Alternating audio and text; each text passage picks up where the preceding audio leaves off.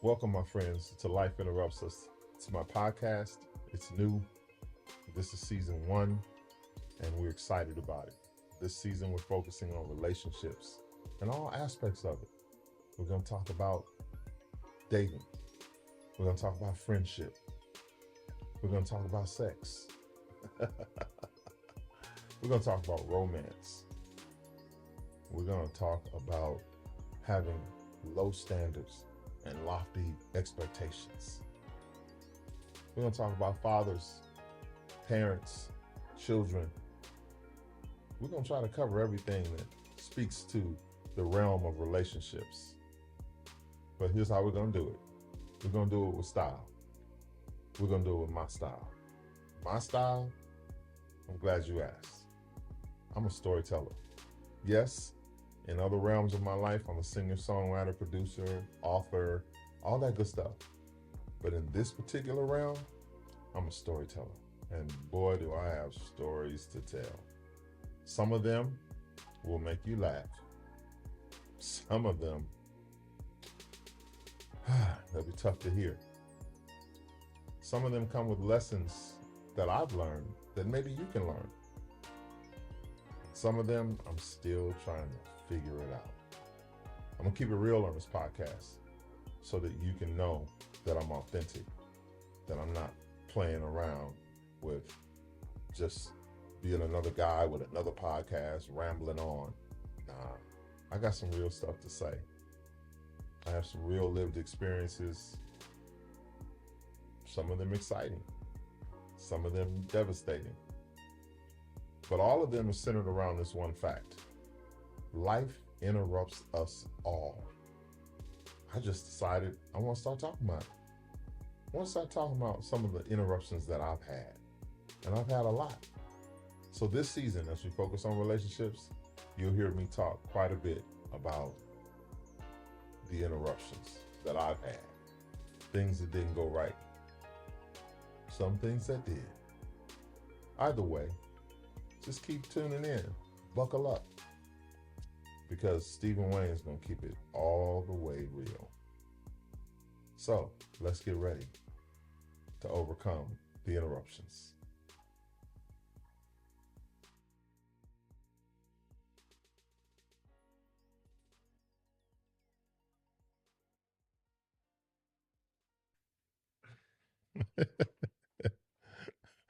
Hey, my friends, we're back at it again.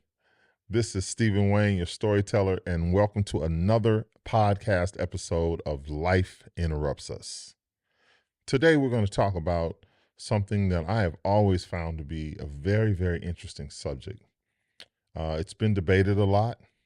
There are probably 100 different perspectives and theories on how this thing works.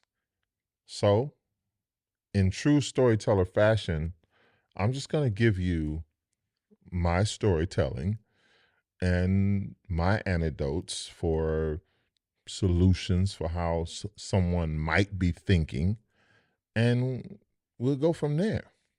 Today, we're talking about low standards versus lofty expectations. Almost like I'm popping up. Bam, bam, bam. Low standards, lofty expectations. So, here we go. I gotta take a deep breath on this one. I'm going to tell you a story. And in this story, we will break off into a conversation. So here it goes.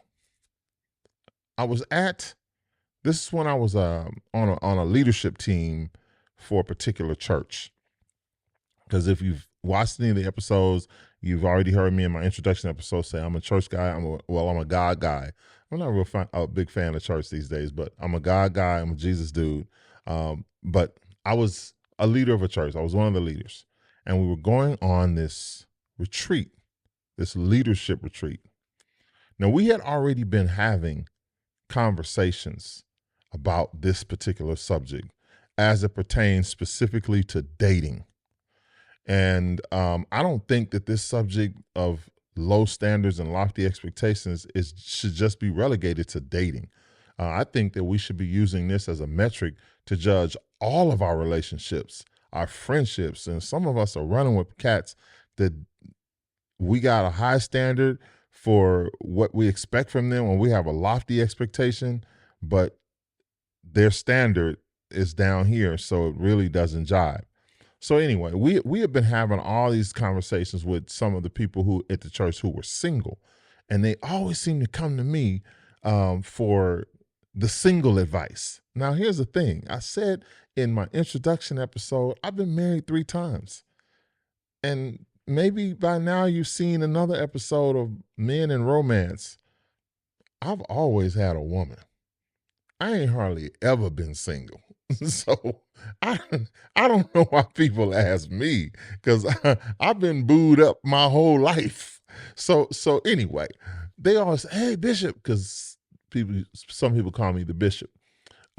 Bishop, tell us, what do we got to do to get a man or to get a woman or da da da da. They wanted dating advice. They wanted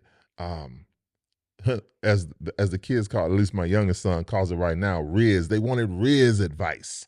And I'm nervous. I don't know what to say. Like they wanted me to be Cyrano de Bergerac, where I'm hiding in a bush telling them, "Hey, tell her eyes are beautiful in the sunlight."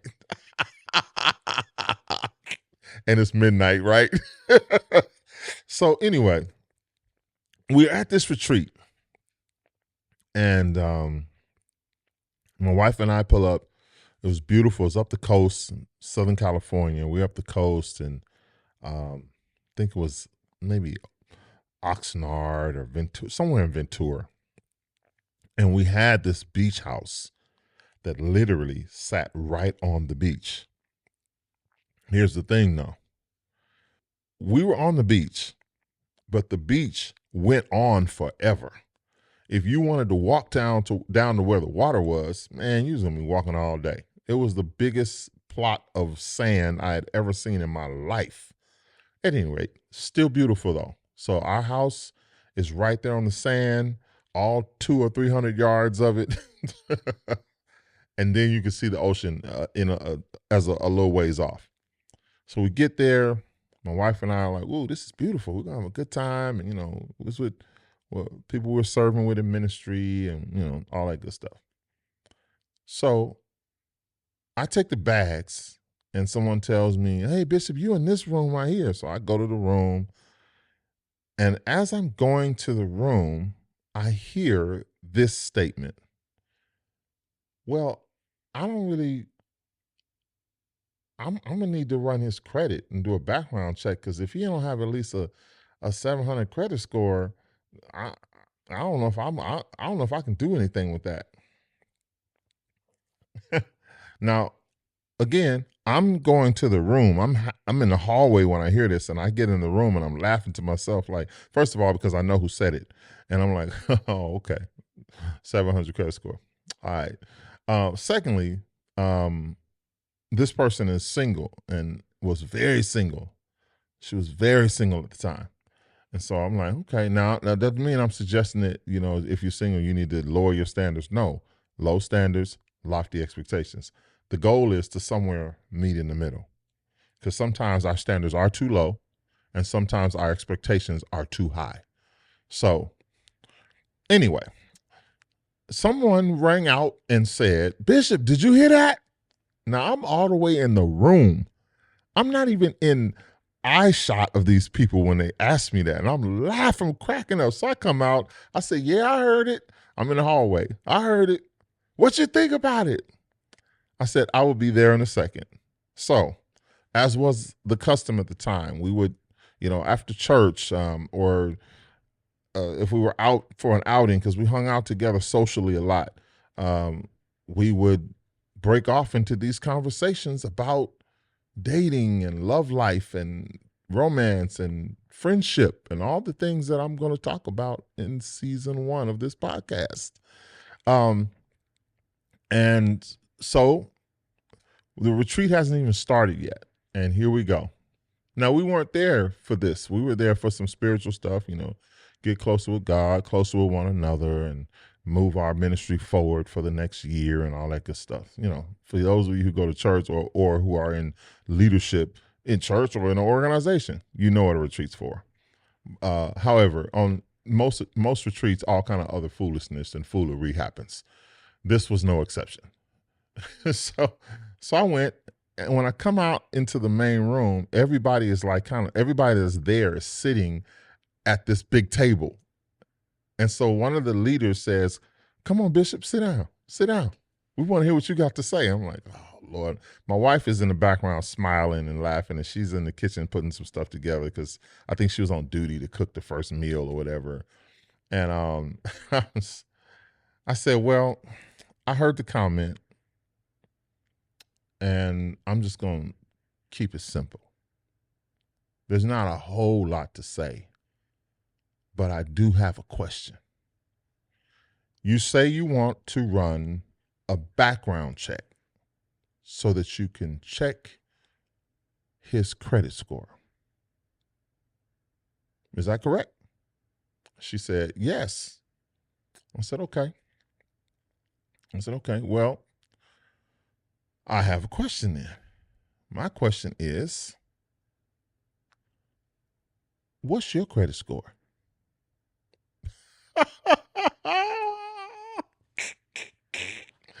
Woo, the whole room started cracking up laughing. And like they knew her credit score. I was like, what's your credit score?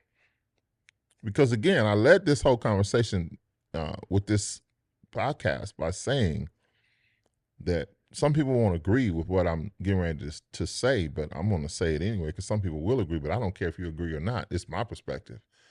If you have an expectation of someone, then you need to be able to match that expectation within your ability. Like if you want a person that has a very put together body, you should have a put together body. If you want a person that has a lot of money, they're caked up, you should be caked up. Because if I'm caked up and you're not, I see you as a gold digger or I see you as an opportunist. I don't see you as a partner because, again, there's a scripture that I quoted in another episode. How can two walk together except they be in agreement? So I asked her, what's your credit score? I said, you know what? You ain't even got to tell me. Let me do it this way. Do you have at least a 700 credit score? And her eyes got sad. She said, no. I said, okay. Then why is it that he has to have one?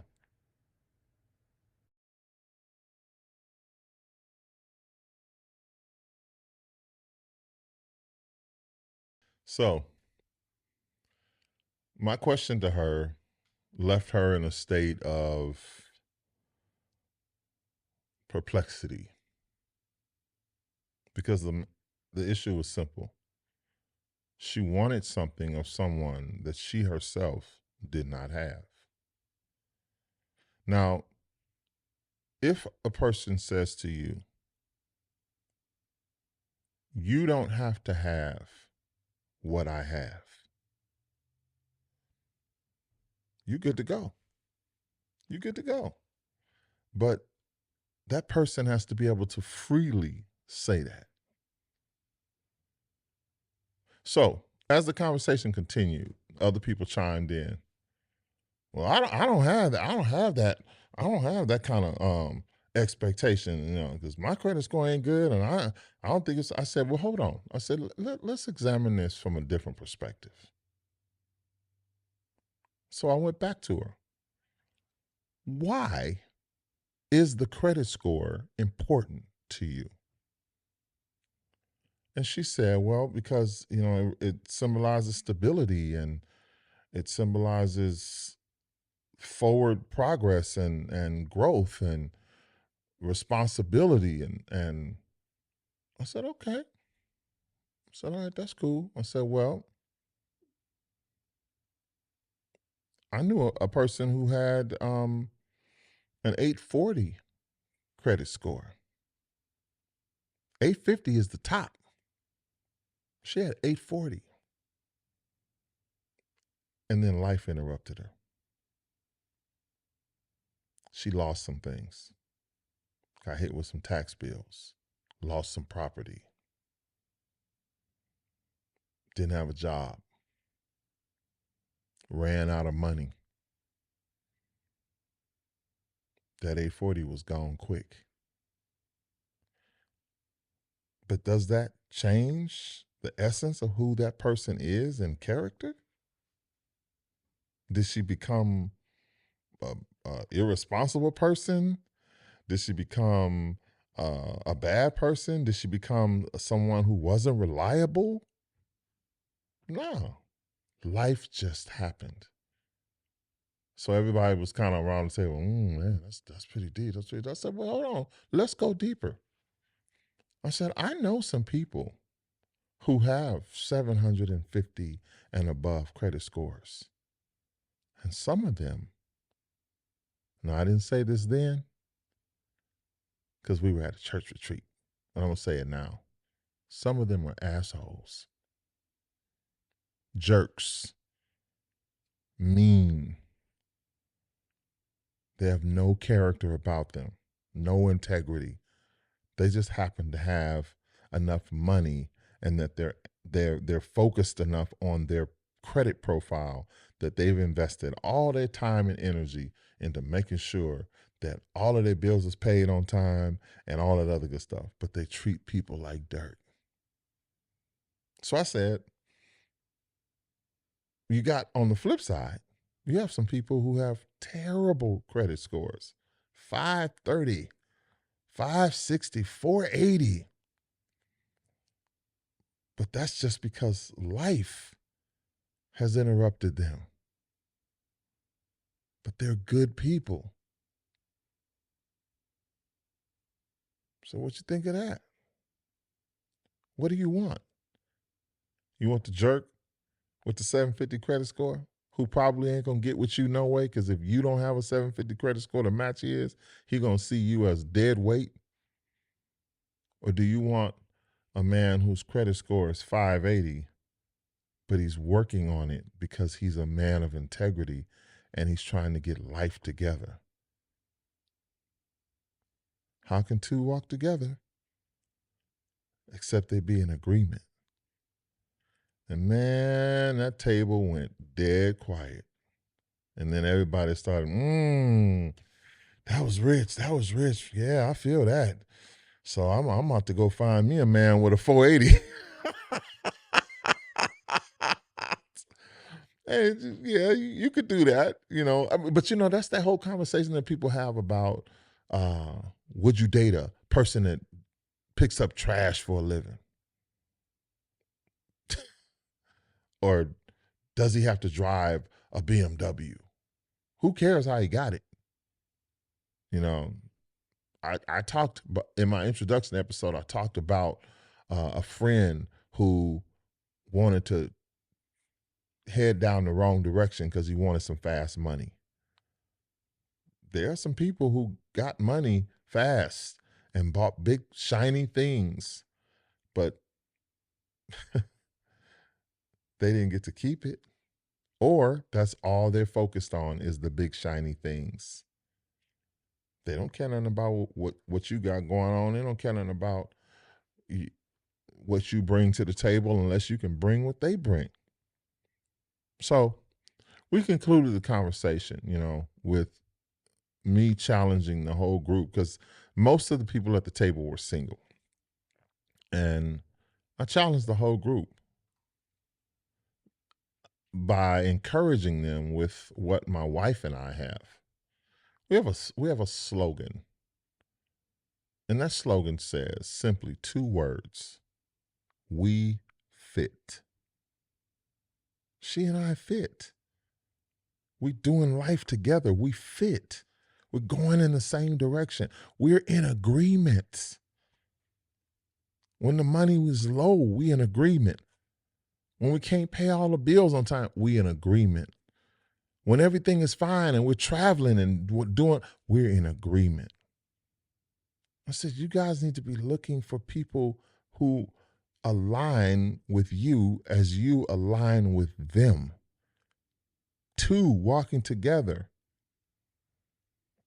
in agreement, not we both over here, but we going in the same direction. If y'all are walking together, and that you can take that formula and put it on any relationship. It could be a business relationship, it could be a friendship, it could even be where you work. You choosing to go take this job. Does that job align with your philosophy for that field? And do you align with the job's philosophy for the industry or the field? Because if you don't, that job's not going to work. It's just it's a we call it a trying to fit a square peg in a round hole. Now, here's the thing. You can do that, but everything changes when you do. Because the square peg, that's not a square, that's close to it though. The square peg and the round hole, I still ain't getting it, huh? Whatever, you know what I'm saying. You shove a square peg into a round hole, you will have to shove it in there unless it's smaller. Because sure, it'll go in there, but it won't stay in there because it's not designed to, it doesn't fit. So if it's bigger and you shove that thing in there, pause. You shove that thing down in there, two things are going to happen. The round hole, its integrity is going to be altered from the inside. It will no longer be a round hole. And the square peg, its shape is going to be altered. The corners, sharp and strong, will become beveled and soft. And guess what? There'll be gaps in there where other things can get in and cause damage because a round peg and a square hole or a square peg and a round hole do not fit. They don't fit. A good friend of mine had a birthday party. I think it was when he turned 40. And he stood up in the room. He's such a clown. I'm going to have him on the podcast. He's got a great barbecue restaurant in Rancho Cucamonga called Mike Henry's Barbecue Company. You need to check him out. He's at Haven City Market in Rancho Cucamonga. Yeah, that's a plug. He stood up in front of everybody and he said, hey, I just want to thank you guys for coming to celebrate me. I don't feel like I deserve it, but I appreciate the love. He said, but I realized that you have friends who are there for a reason, friends who are there for a season, and friends who are there for a lifetime. The wise man will figure it out. So sometimes your goal of what you were trying to do with this particular friend, maybe at one point you were in agreement. You were going together. And at some point, something happened. And you started drifting. It happens. Reason, season, lifetime. You figure that out. So when we got done with the conversation, the young lady was somewhat relieved, actually. She thanked me and she said, you've given me a very different perspective to approach with this whole thing. And I get it, you know. Most, no, I won't even say most because that's unfair generalization. Some single women want to be in relationships. Some don't. Some are like, I'm good by myself. Sometimes I don't believe that, but I get it. You do the numbers, especially in the Black community, the numbers are like 5 to 1 in certain regions. So that's a tough hill to climb when you know that there are 5 women to every man. Now the single man is in heaven with that, because if I were single, Lord have mercy, it would be a problem. I would be a serial dater. I wouldn't date a woman more than 2 times because, and some of you are going, why? Well, first of all, because I love love. I'm a romantic. I love falling in love. I told y'all in the introduction episode, I've been married 3 times. I've been engaged 5 times, and I've been in love 20 times. So I love love. I love romance. And if I date you more than twice, I see the twinkle in your eye and we catch each other's glimpse around across the room or whatever, I'm going to start getting them feelings. So I would just not run through, but run 2. Run 2 dates, and that's it. Thank you so much. Thanks for coming. God bless. Good night. But some single women want to be in relationships, and because of that, they're forced to sometimes think that they have to choose from the low standard pool, or that they have to adjust their lofty expectations. And I don't think you ever have to choose from the low standard pool, because I guarantee you, if you choose from the low standard pool, that person is almost always going to have low standards. And at some point, those low standards are going to impact your life. For instance, if he's a cheater, that's a low standard. Now, I know a guy who contends that if any man was given permission, let me see if I can quote him right, because he's an idiot, but whatever.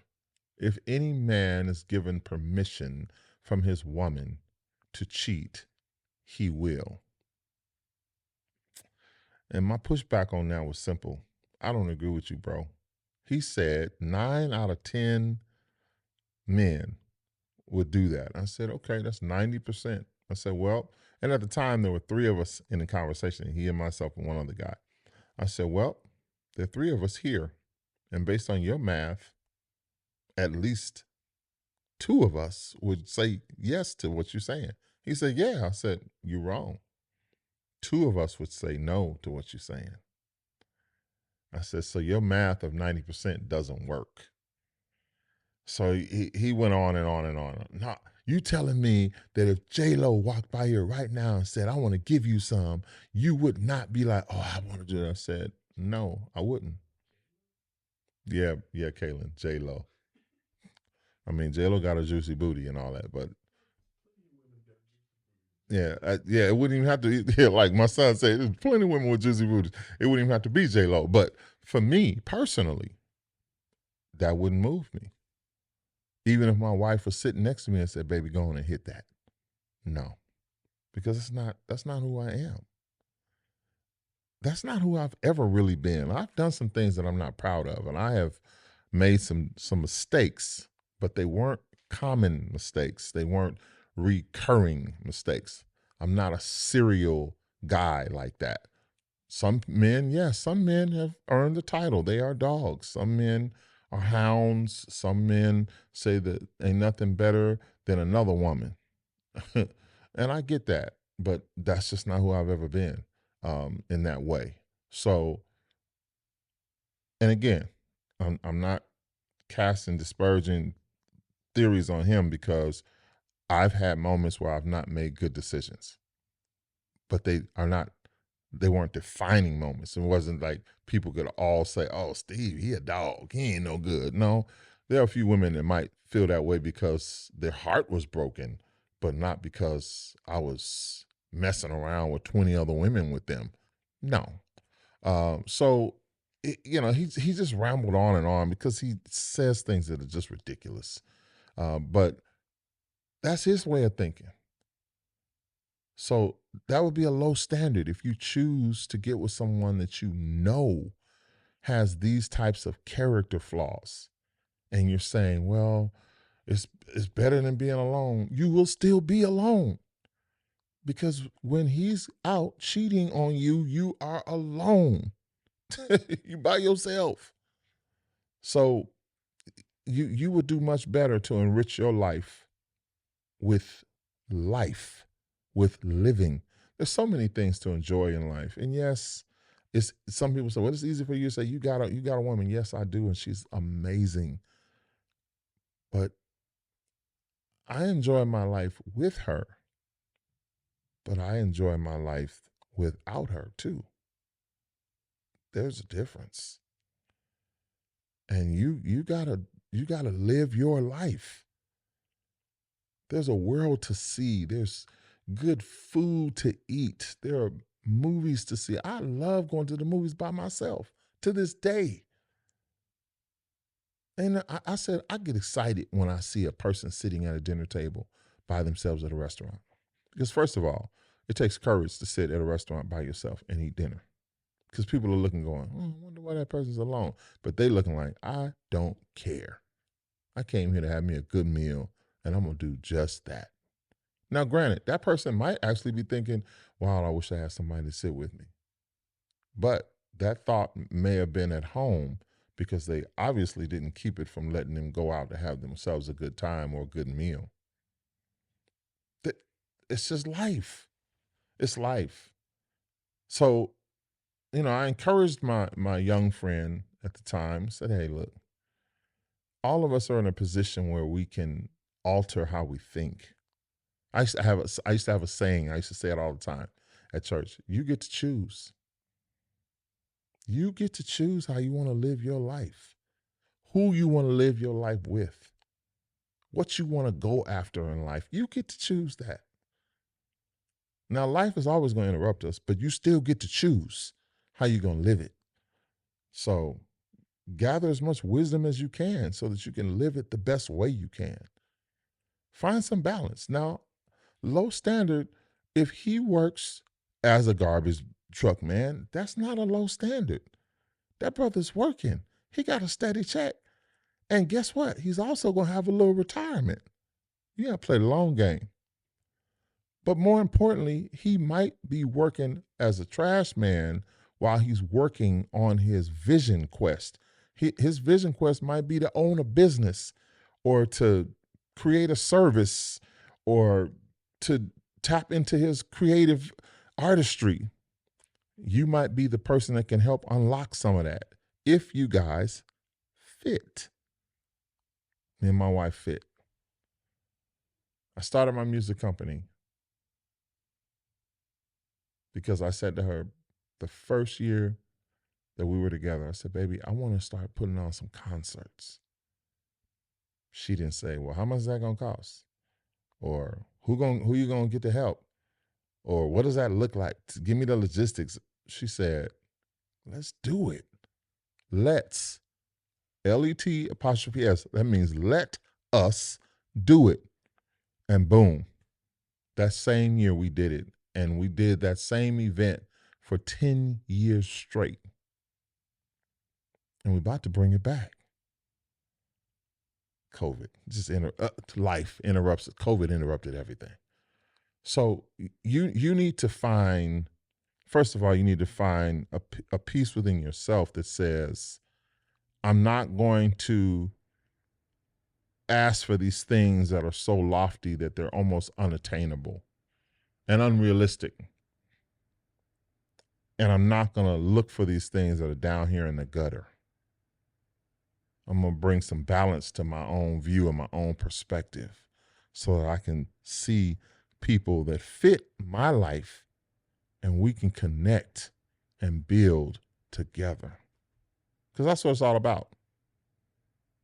How can two walk together except they be in agreement?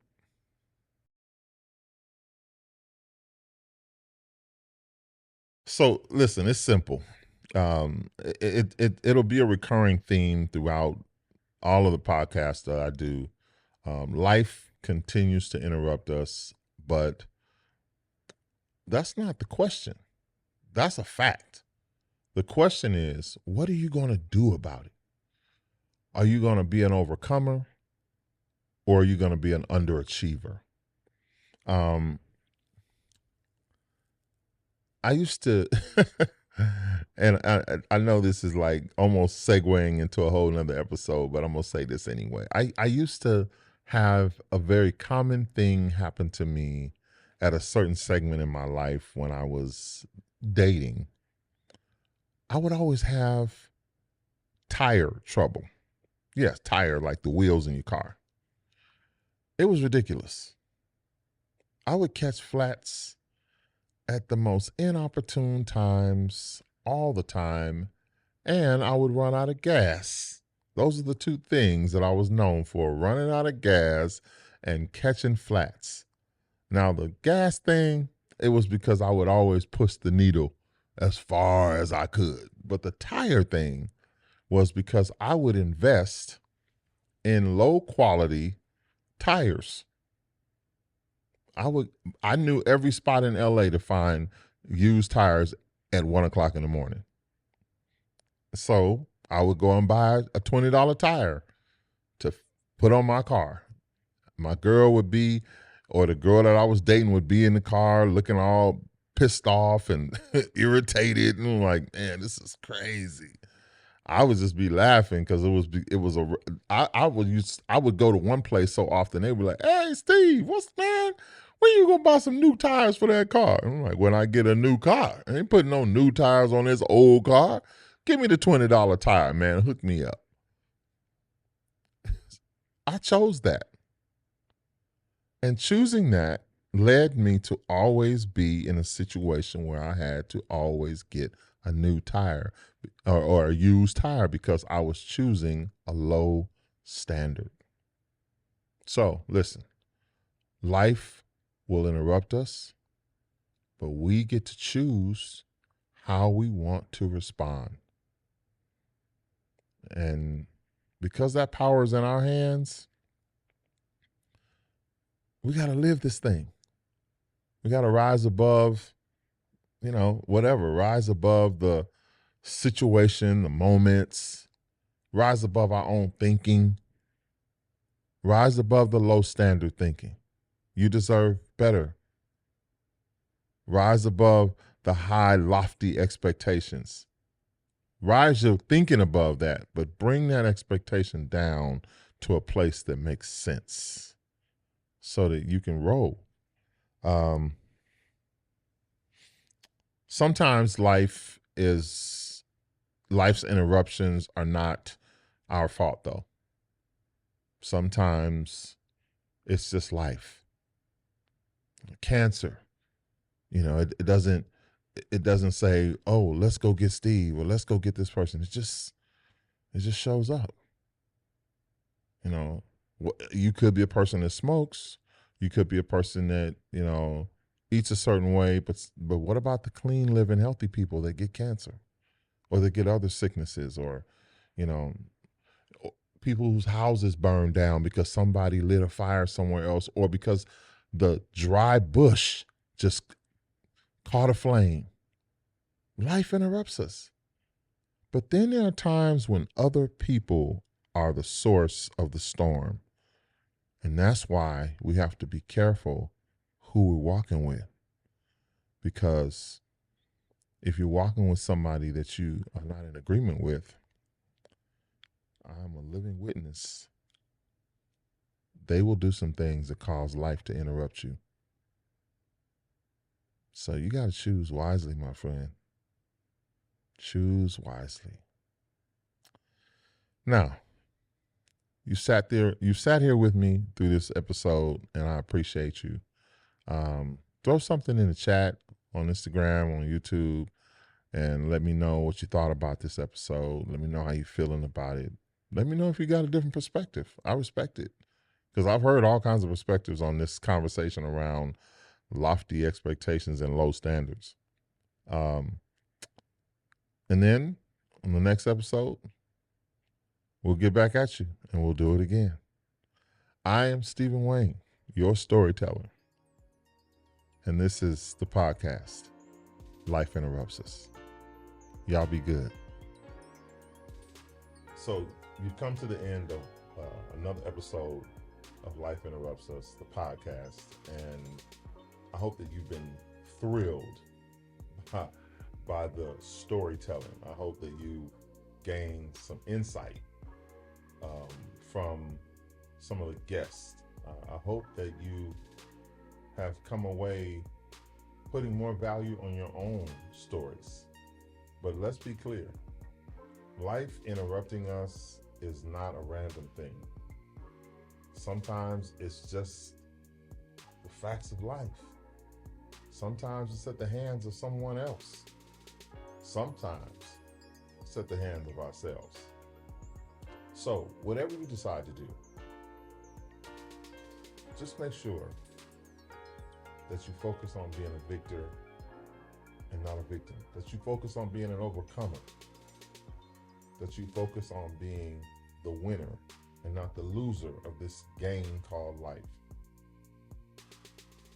Start telling your stories. I'm going to keep telling mine. I'm Stephen Wayne, and I'm honored to be your storyteller.